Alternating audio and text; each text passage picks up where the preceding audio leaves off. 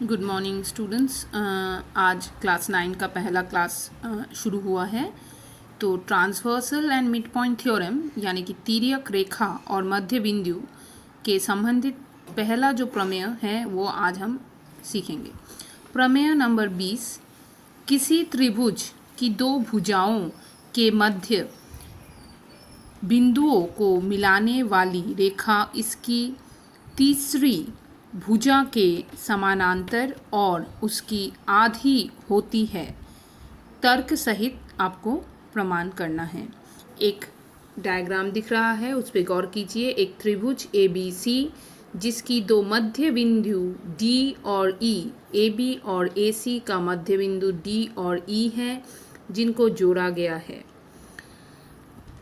यहाँ आपको प्रदत्त है यानी गिवन है त्रिभुज ABC जहाँ D और E, AB और AC भुजाओं की मध्य बिंदु है। अब प्रमाण करना है D पैरेलल टू BC यानी कि D समानांतर है BC के साथ और DE हाफ है BC का। तो आपको D दिख रहा है, D समानांतर BC के साथ, D हाफ है, हाफ D का लेंथ जो है वो हाफ है BC का। ये प्रमाण करना है। अंकन करना पड़ेगा। ED को F बिंदु तक इस तरह बढ़ाया गया कि ED इक्वल टू DF हो। तो ED को आपको बढ़ाना है F बिंदु तक ताकि ED और DF इक्वल हो। B और F दो बिंदुओं को मिलाया गया, B और F दो बिंदुओं को मिलाया गया। अब प्रमाण किस तरह से होगा देखिए। त्रिभुज, पहले हम थोड़ा आपको डायग्राम पे बता देते हैं। त्रिभुज ADE और त्रिभुज BDF पे अगर हम गौर करें तो हम पाते हैं ये जो एंगल है ADE और जो एंगल है BDF, ये किस तरह का कोण है? सम्मुख कोण है। और सम्मुख कोण क्या होते हैं? इक्वल होते हैं। और एक बात, D क्योंकि मिड पॉइंट है, मध्य बिंदु है, तो हम पाते हैं AD इक्वल टू BD। ठीक। और एक जो पॉइंट यहाँ आ रहा है वो है DE जो है अंकन के अनुसार इक्वल है DF के साथ। तो D क्या है? DF के साथ अंकन के अनुसार इक्वल है। तो अगर हम सर्वांग समता का त्रिभुज के सर्वांग समता के बारे में सोचें तो ADE और BDF दो त्रिभुज में सर्वांग समता है और वो किस प्रकार से है? SAS शर्त के हिसाब से सर्वांग समता है, यानी कि A बिंदु B पे गिरेगा, E गिरेगा F पे। ठीक है, SAS के हिसाब से ये सर्वांग सम होंगे। अब क्योंकि ये सर्वांग सम है तो हम क्या बोल सकते हैं? AE जो है वो BF के साथ इक्वल है। ठीक, AE जो है वो किसके साथ इक्वल है? BF के साथ। अब AE क्योंकि BF के साथ इक्वल है तो अगर हम इस तरफ देखें, AC का मध्य बिंदु है E, तो AE और किसके साथ इक्वल है? CE के साथ इक्वल है। तो AE इक्वल है CE के साथ और AE इक्वल है BF के साथ, तो BF इक्वल है CE के साथ। तो हम पा रहे हैं BF और CE जो है परस्पर इक्वल है। बच्चों, अब हम थोड़ा गौर करते हैं जो हमने लिखा है यहाँ। त्रिभुज ADE और BDF में AD इक्वल टू BD है, जैसा कि हमने बताया था। एंगल ADE एंगल BDF ये समान है। क्यों समान है? क्योंकि ये सम्मुख कोण है। D इक्वल टू DF क्यों है? क्योंकि ये अंकन के अनुसार हमें पता है कि DF इक्वल है।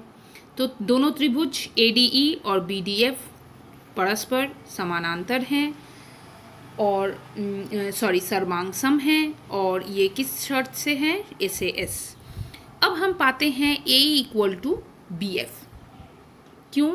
क्योंकि ये सर्वांग सम त्रिभुज के संगत भुजाएं हैं। अब AE इक्वल टू CE है क्योंकि E जो है AC का मध्य बिंदु है। तीनों इक्वल है परस्पर, तो हम पाते हैं B F equal to C, और हम पाते हैं angle D A E equal to angle D B F. कैसे, थोड़ा इधर देखिए, D A E equal to angle D D B F, मतलब ये जो एंगल है ये इस एंगल के साथ समान है। क्यों? क्योंकि ये सर्वांग सम त्रिभुज की संगत कोण है। अब ये दोनों कोण जो है ये एकांतर कोण भी है परस्पर। क्योंकि ये एकांतर कोण है तो हम बोल सकते हैं AC जो है वो समानांतर है BF के साथ, पैरेलल है। ठीक है, क्योंकि AC पैरेलल है तो हम बोल सकते हैं CE जो है पैरेलल है BF के साथ। और हमने क्या देखा है, CE जो है इक्वल है BF के साथ। तो हम पाते हैं CE पैरेलल टू BF और CE इक्वल टू BF। तो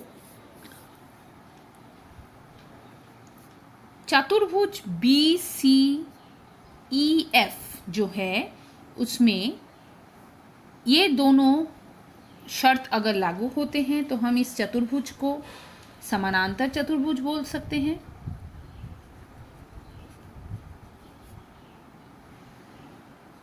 तो BCEF जो है एक समानांतर चतुर्भुज है।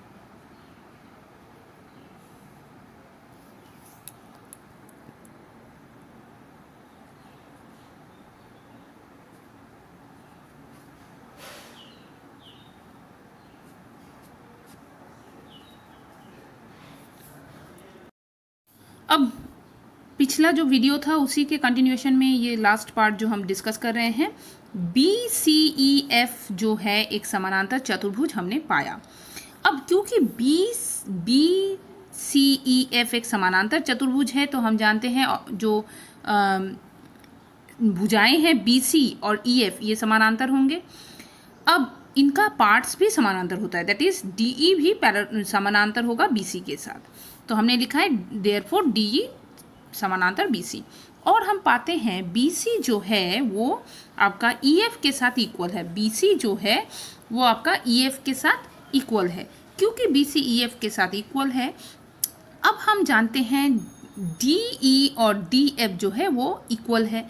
तो DE प्लस DF हम EF को लिख सकते हैं। अब हम जानते हैं DF जो है वो DE के साथ समान है, तो हम लिख सकते हैं DE प्लस DE, क्योंकि D जो है मध्य बिंदु हमने लिया था अंकन के समय। अब ये D प्लस D हो गया twice of D, 2 Guna D, ठीक है, क्योंकि D DF के साथ समान है। अब हम लिख सकते हैं D equal to half of BC। इसी के साथ हमारा जो 2 चीज़ हमें पूछा गया था कि D पैरेलल टू BC प्रमाण करना है और D हाफ ऑफ BC प्रमाण करना है, ये दोनों ही प्रमाण हो गया। Thank you.